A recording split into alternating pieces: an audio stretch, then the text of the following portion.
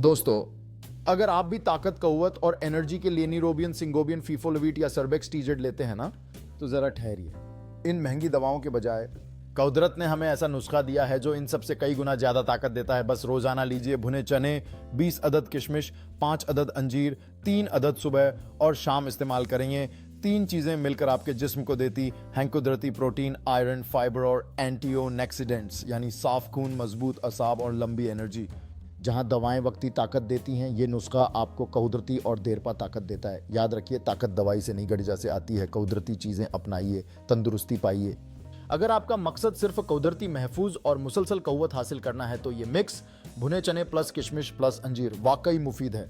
लेकिन अगर जिस्म में शदीद कमजोरी, विटामिन की कमी, खून की कमी या थकन है तो डॉक्टर से मशवरा करके ही सप्लीमेंट लेना बेहतर है।